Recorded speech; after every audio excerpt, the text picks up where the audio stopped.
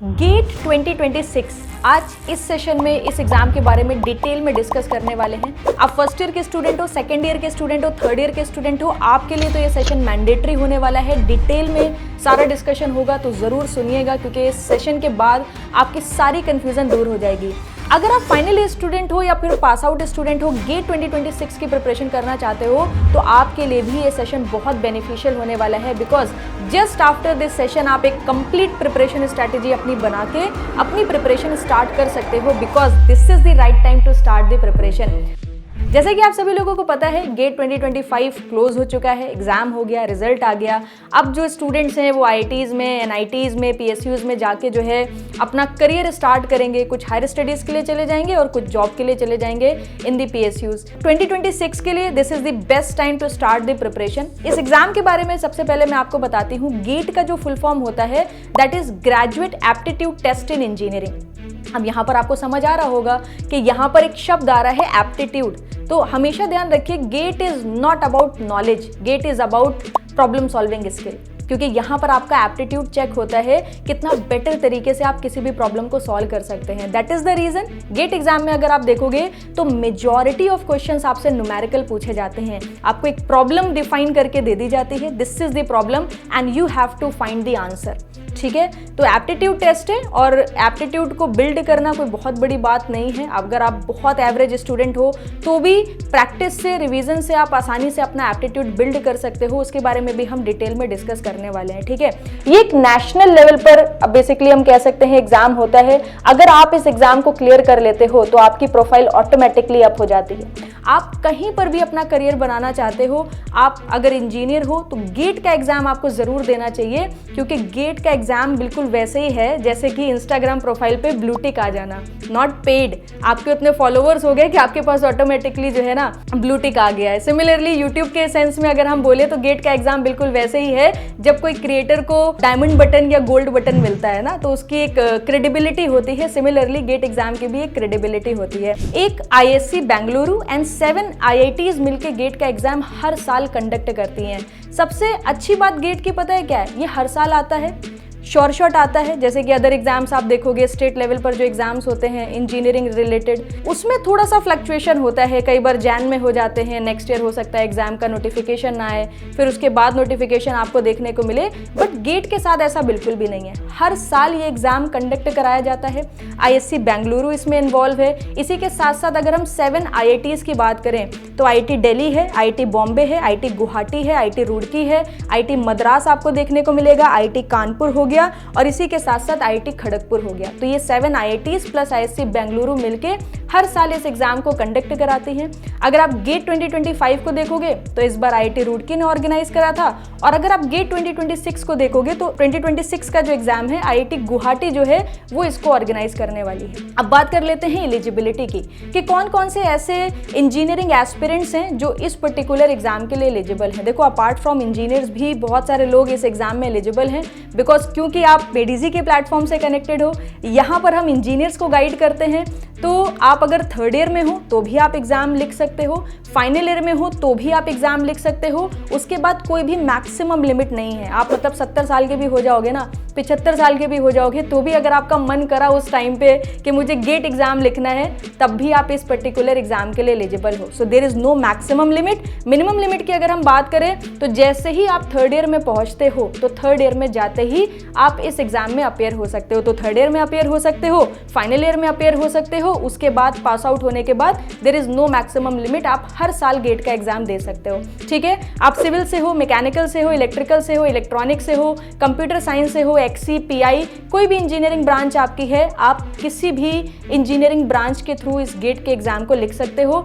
हर branch में आपको एक पेपर देखने को मिलता है। आप मैकेनिकल से हो तो मैकेनिकल के सिलेबस लेके आप पेपर लिख सकते हो।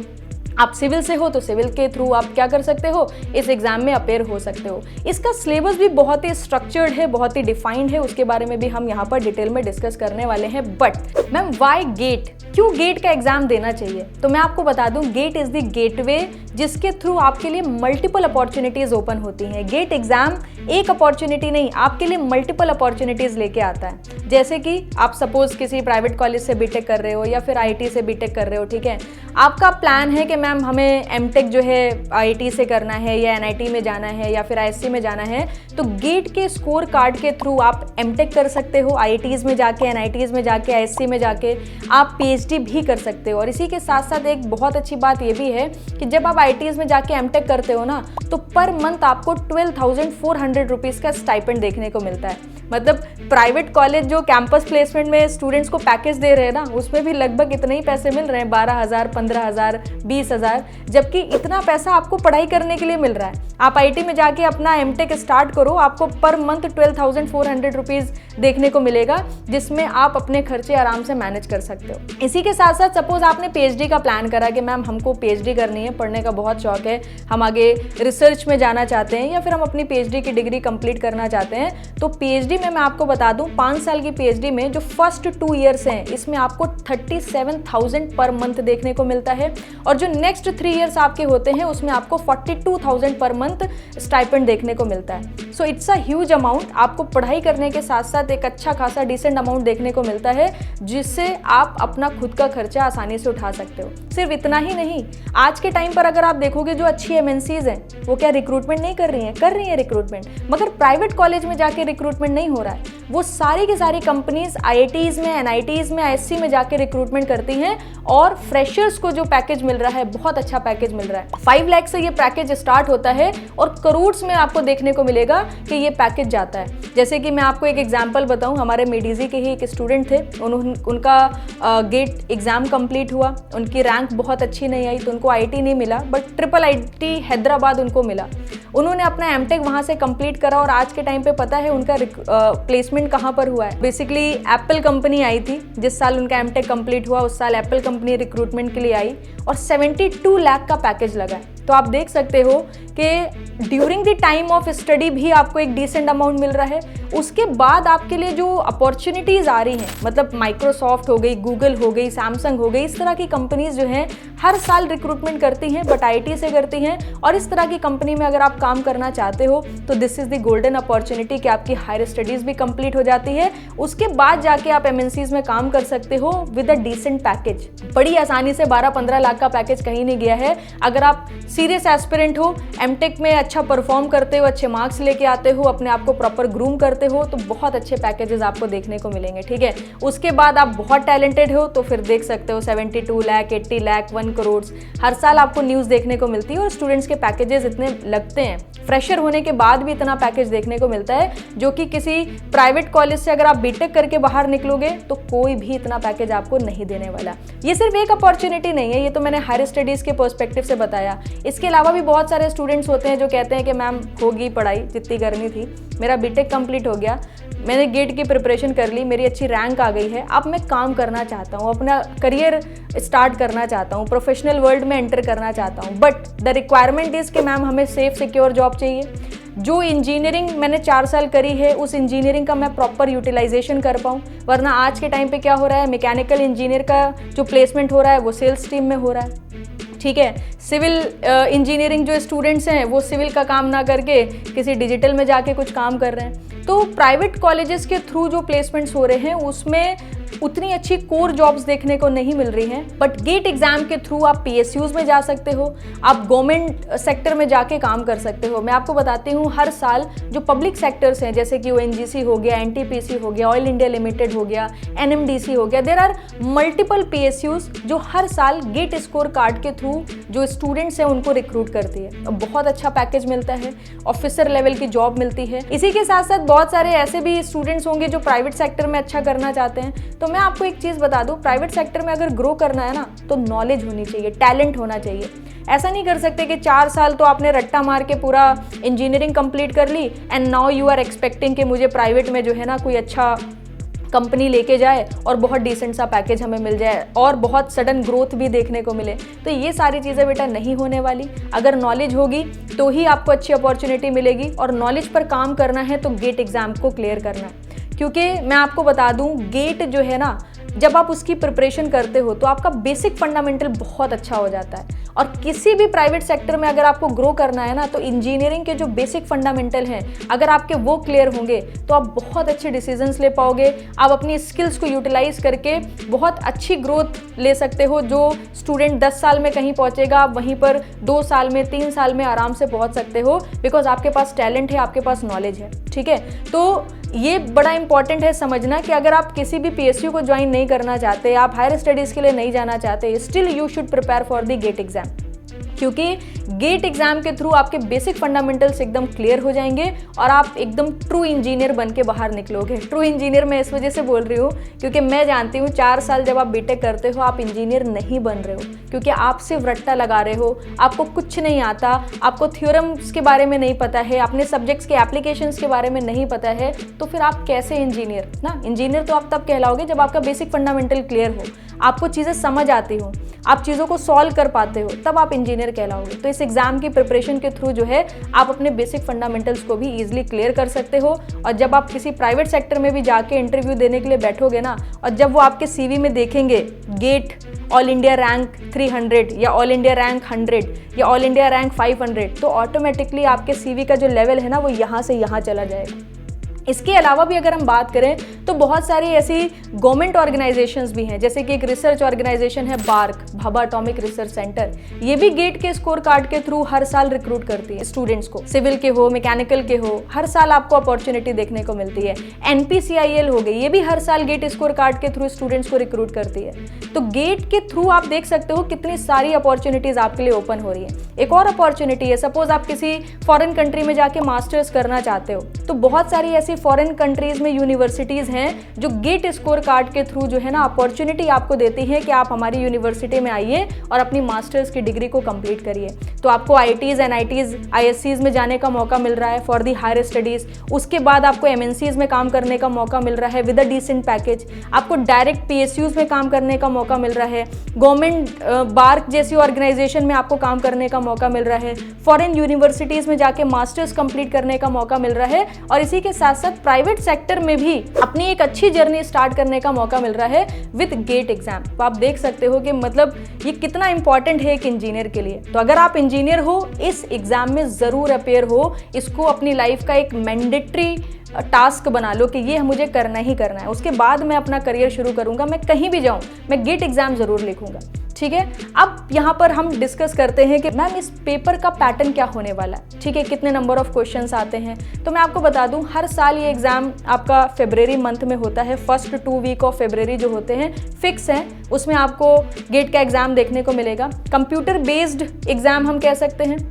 इसमें आप अगर देखोगे 65 नंबर ऑफ क्वेश्चंस आपके आते हैं, 100 मार्क्स का आपका ये पेपर होता है। ठीक है, इसमें अगर हम बात करें तो बेसिकली 3 तरह के क्वेश्चंस आपको देखने को मिलेंगे। मल्टीपल चॉइस क्वेश्चन आपसे पूछे जाते हैं, न्यूमेरिकल आंसर टाइप क्वेश्चन आपसे पूछे जाते हैं, और MSQs, ठीक है, मल्टीपल सिलेक्शन टाइप क्वेश्चंस आपसे पूछे जाते हैं। तो आपको पता ही है MCQ क्वेश्चन, अगर हम मल्टीपल चॉइस क्वेश्चन की बात करें तो आपको क्वेश्चन दे देंगे, 4 ऑप्शन दे देंगे, कोई एक ऑप्शन आपका करेक्ट होने वाला है। न्यूमेरिकल आंसर टाइप NAT का मतलब क्या होता है कि आपको सिर्फ क्वेश्चन दे देंगे, कोई भी ऑप्शन नहीं दिया होगा, आपको आंसर निकालना है और वहाँ पर एक स्पेस होगा, नंबर्स लिखे होंगे, आपका जो भी आंसर आ रहा है वो आंसर आपको यहाँ पर फीड कर देना है। MSQ multiple selection type question का मतलब होता है कि एक क्वेश्चन होगा आपका, उसके मल्टीपल 4 ऑप्शंस आपको दिए होंगे और मोर देन 1 ऑप्शन आपके करेक्ट होने वाले हैं।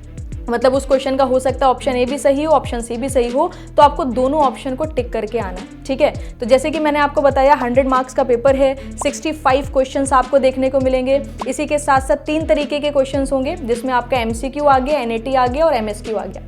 निगेटिव मार्किंग भी होती है, बट निगेटिव मार्किंग को थोड़ा सा मैं यहाँ पर और डिटेल में एक्सप्लेन करती हूँ। जितने भी MSQ क्वेश्चंस होते हैं कोई निगेटिव मार्किंग नहीं है, जितने भी NAT क्वेश्चन है कोई भी निगेटिव मार्किंग नहीं है। What is the meaning of negative marking? मतलब अगर आप उस क्वेश्चन को गलत भी अटेम्प्ट करोगे तो आपका कोई भी मार्क्स कटेगा नहीं, उस क्वेश्चन का मार्क आपको नहीं मिलेगा, बट कुछ एक्स्ट्रा मार्क्स आपके कटने भी नहीं वाले।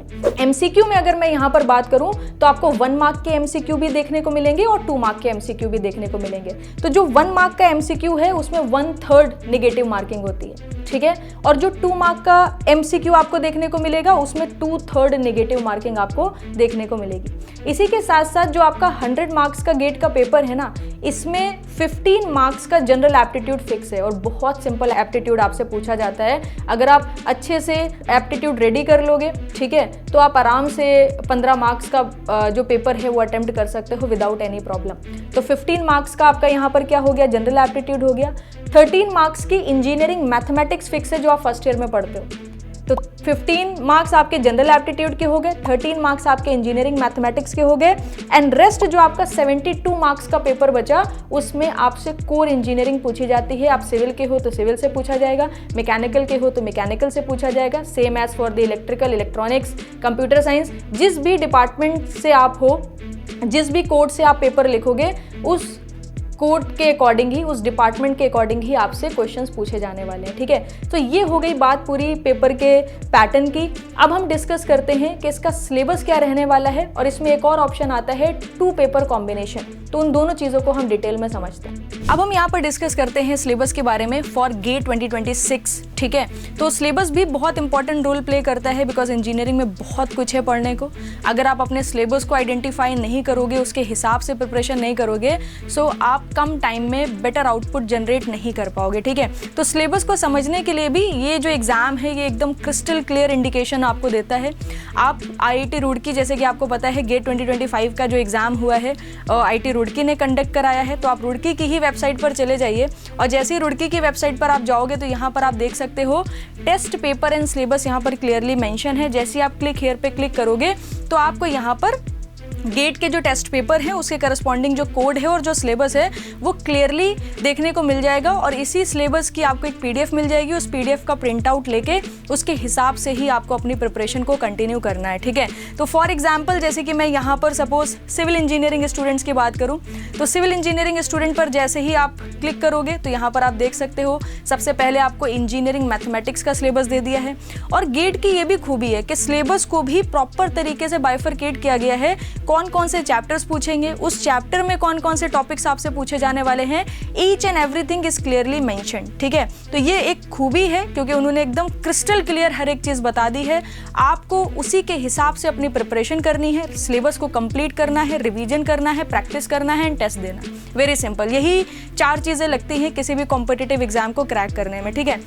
तो इंजीनियरिंग मैथमेटिक्स का आप डिटेल्ड सिलेबस पढ़ सकते हो। पार्शियल डिफरेंशियल इक्वेशन में क्या आएगा, प्रोबेबिलिटी में क्या आने वाला है, न्यूमेरिकल मेथड में क्या आने वाला है, देन टेक्निकल में कौन कौन से सब्जेक्ट्स होंगे, लाइक मैकेनिक्स हो गया, सॉलिड मैकेनिक्स हो गया, स्ट्रक्चर आपका यहाँ पर हो गया, ठीक है, कंस्ट्रक्शन मटीरियल एंड मैनेजमेंट आपको यहाँ पर देखने को मिल जाएगा, कंक्रीट स्ट्रक्चर, स्टील स्ट्रक्चर हो गया, देन जियो टेक्निकल इंजीनियरिंग में सॉलिड मैकेनिक्स हो गया, फाउंडेशन इंजीनियरिंग हो गई, वाटर रिसोर्स इंजीनियरिंग में फ्लूइड मैकेनिक्स, हाइड्रोलिक्स हो गया, हाइड्रोलॉजी हो गया। तो पूरा डिटेल्ड सिलेबस आप यहाँ पर देख सकते हो, और इस PDF के थ्रू आप जो है ना प्रिंट आउट भी ले सकते हो बेसिकली PDF का, और आप आराम से प्रिपरेशन अपनी स्टार्ट कर सकते हो अकॉर्डिंग टू द सिलेबस। इसी के साथ साथ नॉट ओनली सिविल इंजीनियरिंग, अगर आप देखो मैकेनिकल इंजीनियरिंग के स्टूडेंट हो तो आपको मैकेनिकल इंजीनियरिंग भी यहाँ पर देखने को मिल जाएगा। केमिकल इंजीनियरिंग है तो वो भी सिलेबस दिया है, computer science and information technology, बस आपको इस पर क्लिक करना है। जैसे ही आप क्लिक करोगे देन यू विल सी कि यहाँ पर एक PDF आपकी खुल के आ गई है जिसमें मैथ्स का भी पूरा दिया हुआ है और टेक्निकल भी यहाँ पर आपको पूरा सिलेबस देखने को मिल जाएगा। नीचे क्लियर इंस्ट्रक्शन भी दे दिया है। Each GATE paper is for the total 100 marks, जो कि ऑलरेडी आपको पता है। जनरल एप्टीट्यूड इसमें कॉमन रहने वाला है 15 मार्क्स का। रेस्ट आपका कितना मार्क्स बचा, 85 मार्क्स। 85 मार्क्स में आपको क्या देखने को मिलेगा, 13 मार्क्स की engineering mathematics and rest for the technical subjects, ठीक है। तो इस तरीके से आप क्या कर सकते हो, पूरा डिटेल्ड सिलेबस देख सकते हो। Now let's talk about 2 paper combination. उसमें भी बड़ी कंफ्यूजन होती है स्टूडेंट को कि ये 2 पेपर कॉम्बिनेशन क्या है, ठीक है। तो 2 पेपर कॉम्बिनेशन के लिए आपको क्या करना है, इसी वेबसाइट पर ही स्टे करना है, और यहाँ पर आप देख सकते हो गेट 2025 2 पेपर कॉम्बिनेशन, ठीक है। तो जो 2 पेपर कॉम्बिनेशन आपको 5 में देखने को मिल रहा है, मोर और लेस आपको 2026 में भी देखने को मिलेगा। तो बिल्कुल भी कंफ्यूज मत होना। और सिलेबस के बारे में भी मैं आपको बता दूं, ये जो सिलेबस है ये ऐसे बहुत फ्रिक्वेंटली चेंज नहीं होता है। तो जो 2025 का सिलेबस है ऑलमोस्ट वही सिलेबस आपका 2026 का भी होने वाला है, ठीक है। तो उसमें कोई दिक्कत नहीं है, इसी सिलेबस को पकड़ के चलिए। अब 2 पेपर कॉम्बिनेशन का क्या मतलब है, अब गेट में आप क्या कर सकते हो, एक पेपर आप सपोज आप मैकेनिकल इंजीनियरिंग स्टूडेंट हो तो मैकेनिकल से तो आप गेट दोगे ही दोगे। मैकेनिकल के अलावा भी अगर आप कोई सेकंड पेपर ऑप्ट करना चाहते हो, ऑप्शनल है, कंपलसरी नहीं है, ज़रूरी नहीं है कि आपको 2 पेपर ही हमेशा फिल करने हैं, नो। आप मैकेनिकल से हो, आप मैकेनिकल का पेपर दे सकते हो। मैकेनिकल के अलावा आपको कुछ मल्टीपल ऑप्शंस दे दिए हैं एज अ सेकंड पेपर, अगर उसमें भी अपेयर होना चाहते हो तो अपेयर हो सकते हो। Similarly for the civil engineering student, for the computer science students, electrical, electronics, किसी भी डिपार्टमेंट से हो, सबके पास सेकंड पेपर का ऑप्शन देखने को मिलेगा, जो कि पहले से प्री डिसाइडेड है। ऐसा नहीं है कि आप खुद से डिसाइड करने वाले हो। सेकंड पेपर में आपके पास ऑप्शंस हैं, जैसे कि फॉर एग्जांपल यहाँ पर अगर मैं बात करूँ, आप कंप्यूटर साइंस से हो तो जो कंप्यूटर साइंस के स्टूडेंट्स हैं वो फर्स्ट पेपर सीएस तो चूज़ करेंगे ही, डेफिनेटली सीएस से आप गेट लिखोगे। इसके अलावा आप डीए से भी लिख सकते हो, ईएससी से भी लिख सकते हो, जीई से भी लिख सकते हो, एमएस से भी लिख सकते हो। आपको मल्टीपल ऑप्शंस दे दिए हैं एज अ सेकंड पेपर, ठीक है। सिमिलरली सपोज आप मैकेनिकल से हो, ठीक है, एक छोटा सा एग्जाम्पल यहाँ पर और कंसिडर करते हैं। सपोज आप यहाँ पर मैकेनिकल से हो, एमई से हो, तो मैकेनिकल का कोड क्या हो गया, एमई हो गया। तो एमई वाले जो स्टूडेंट हैं वो एरोनॉटिकल इंजीनियरिंग से भी लिख सकते हैं, डीए हो गया, आईएन हो गया, पीआई हो गया, एक्सी हो गया। तो एज अ सेकंड पेपर ये जो आपको ऑप्शंस दिए हुए हैं, इन ऑप्शन में से आप एक ऑप्शन चूज कर सकते हो।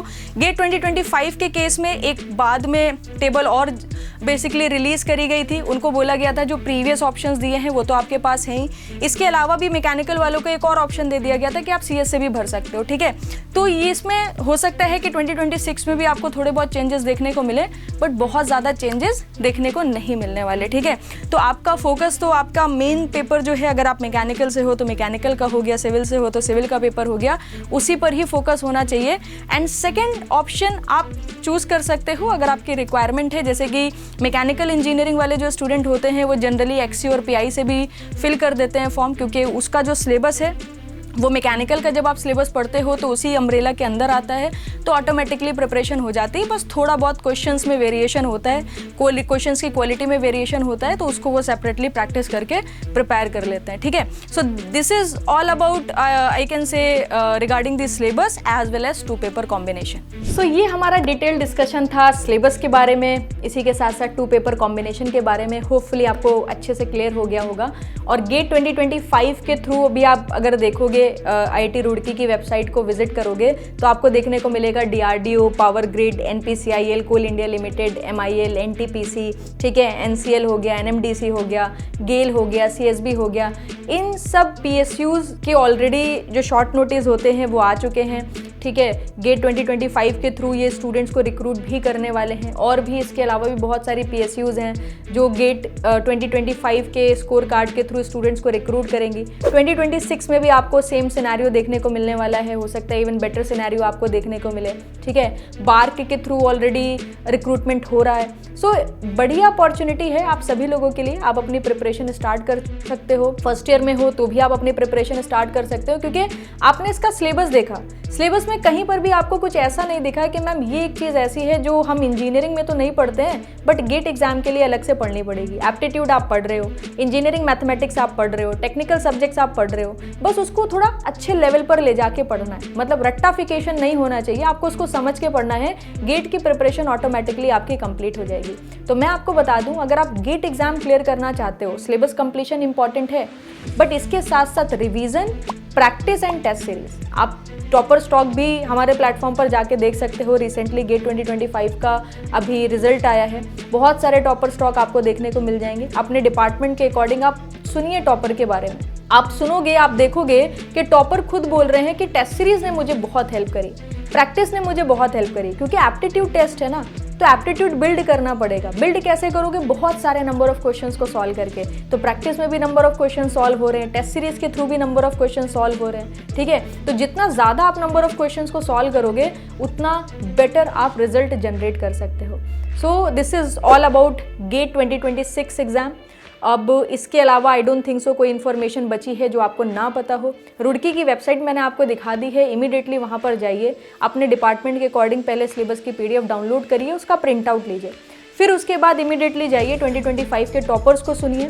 4-5 टॉपर्स को जब आप सुनोगे, उनकी स्ट्रैटेजी को थोड़ा सा आइडेंटिफाई करोगे, तो उन सब के कॉम्बिनेशन से और अपनी जो आपकी सिचुएशन है उसके अकॉर्डिंग आप अपनी एक बेटर प्रिपरेशन स्ट्रैटेजी बना पाओगे। और आज से अभी से प्रिपरेशन स्टार्ट कर दो, क्योंकि सिलेबस भी है, फिर रिवीजन भी करना है, प्रैक्टिस भी करनी है, इसी के साथ साथ टेस्ट दे के अपने आप को इम्प्रूव भी करना है। ये सारी चीज़ें करने में आपको मिनिमम 1 ईयर लगने वाला है। 1 साल की मेहनत है एंड फिर लाइफ टाइम बेनिफिट्स आपको इस एग्जाम के थ्रू देखने को मिलने वाले हैं, ठीक है। So start your preparation. इसके अलावा अगर आप चाहते हो कि प्रिपरेशन स्ट्रैटेजी की भी वीडियोस आप सभी लोगों के लिए आए, वो भी डिपार्टमेंट वाइज, सीएस का सेपरेट डिस्कशन हो, सिविल का सेपरेट डिस्कशन हो, तो कॉमेंट सेक्शन में लिख दीजिएगा। इसके अलावा भी आपके कोई डाउट्स हो तो कॉमेंट सेक्शन में लिखना बिल्कुल ना भूलें। Thank you very much, good bye, take care.